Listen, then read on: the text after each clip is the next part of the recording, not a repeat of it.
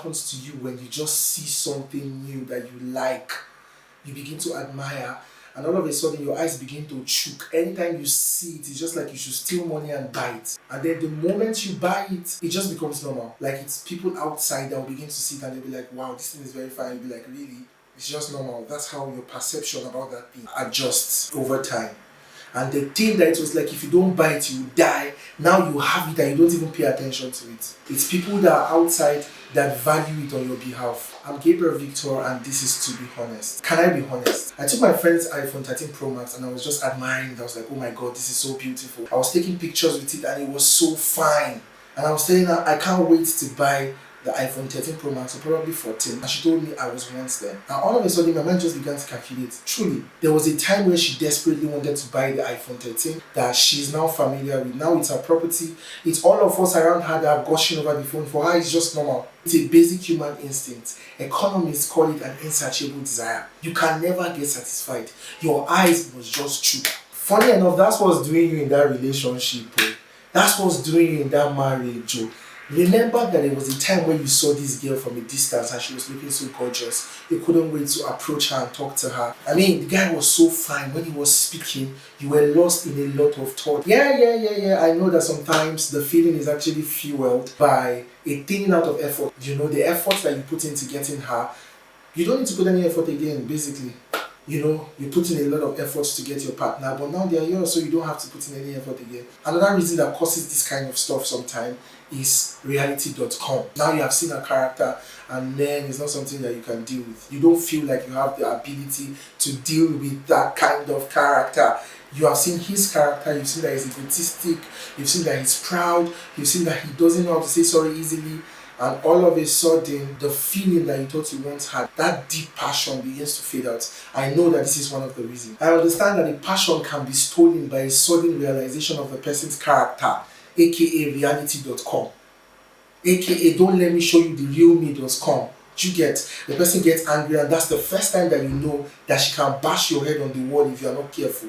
He gets angry, and that's the first time you know that your head resembles a punching bag. You get the drift. So sometimes you can actually be so attracted to this person, but reality.com just tells you this is not the one for you, man. This guy can beat you up in a second. He claims to love you, but he can do and undo. That's actually true. That's actually correct. But most time the problem is see finish. It's see finish. It is that insatiable desire. You just lose your passion out of the blues. Why? Because of someone that has got nothing on your partner. Most of the times you see people carelessly leaving gold for sawdust. Because most of the times what we actually do is that we compare the weakness of our partner to the strength of someone else. You know, so the lady is so weak in this area, but this other lady is so strong in this area. You are always forgetting that your partner also has strengths.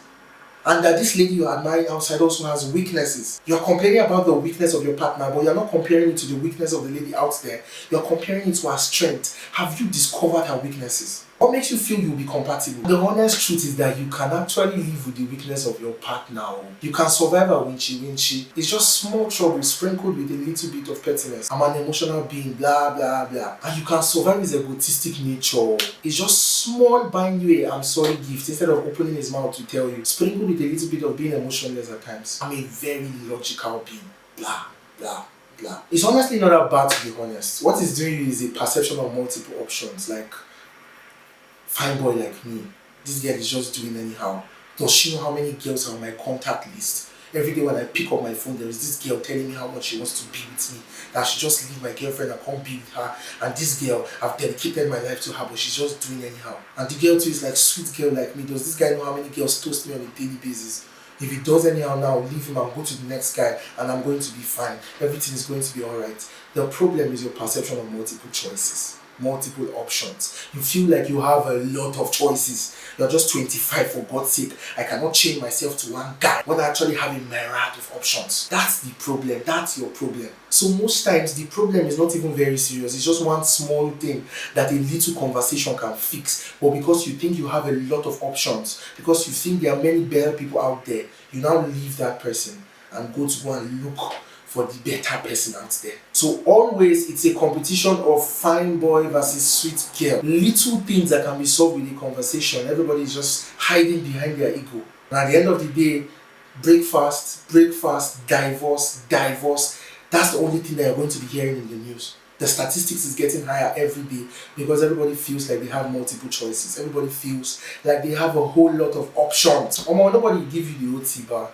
Now the same thing where Amaka talk. And now Amaka is 45 years and she's not yet married. Hot girl now, she don't turn ice block. And you are there. If I leave her, there are so many options, and then you leave her, and after a few months you begin to run back. Almost every girl has an idea of what I'm talking about. Ask every girl. They have one boyfriend or fiance left for a silly reason, and after a couple of months he began to try to come back. And he's trying to tell her how much she means to him, how that she's the best in the world, how that this, how that, because the guy went out to go and test all of the options, and he realized that he has had gold in his hand all along. He was doing anyhow because he got her on the platter of gold. That's why they used to feel like boys are so confused, because the same guy that tells you I can't deal, few months later he's back in your inbox and he's telling you I miss you so much, this, that, because he had a perception of multiple choices. But after testing some of those choices, he realized that he has always had the best choice all along. The only solution to this virus is to remember why she was your choice in the first place. Remember why he was your choice in the first place. What's the reason why you chose to be with this person? When you saw her, what made you think that you would like to spend the rest of your life with her? When he approached you and talks to you, what made you say yes to him? If it was boobs, ass, and chiseled packs that made you say yes in the first place, you are in trouble. Just know that you are in trouble. There is nothing wrong with it, OG. There's nothing wrong with it, babe. But let that not be the basis of your decision. That's why you see many men that in their young days, they were used to being in relationships with very thick girls. And then when they're about to get married, you see them with one very slim girl and you're wondering, what is this? This is not your template. This is not your pattern. This is not your type of girl. But they prefer to just be in the dating clan with the thick ones and then get married to the slim ones, and you're wondering what exactly is the problem. The reason is because they know that there is something that is more important than boobs and ass and thighs. You see a girl, she's the one dating all the guys with the chiseled packs, and when it's time to get married, she gets married to a guy that is more matured and probably has one pack, if it has not advanced to an amusement pack, you know. And I'm wondering, but this girl has actually been dating all of the chiseled guys. They have all of the, you get the drift. But now she wants to get married and this is who she's going for. Because she realized that there's actually more than chiseled packs. The guy too, when he's getting married, he realized that there's actually something more than boobs and ass.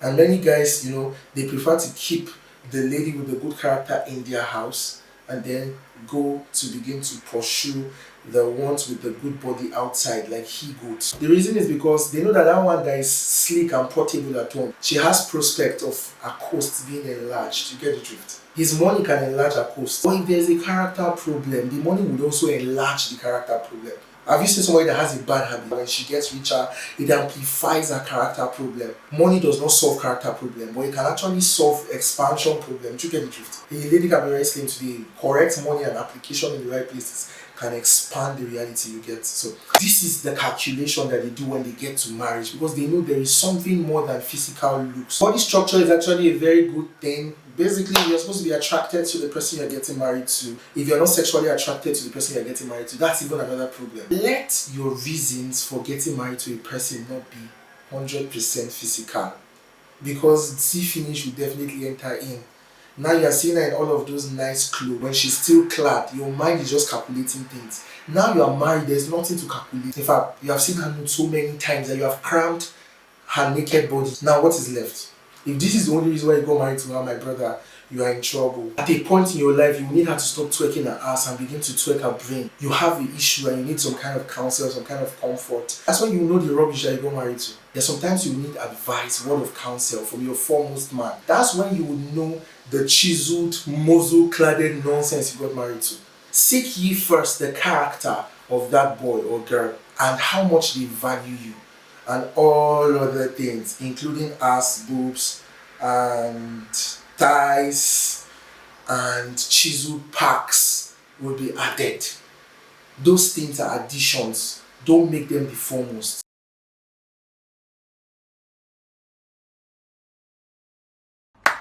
Yes, so you're done with that video. I just came back to admonish you to remember to subscribe, just in case you've not subscribed till now. Please subscribe. Don't just watch the video like that. Like the video and also click on the notification bell so that when any new video is out, you'll be the first to know. Thank you very much for stopping by. See you in the next video. Bye bye. Cheers.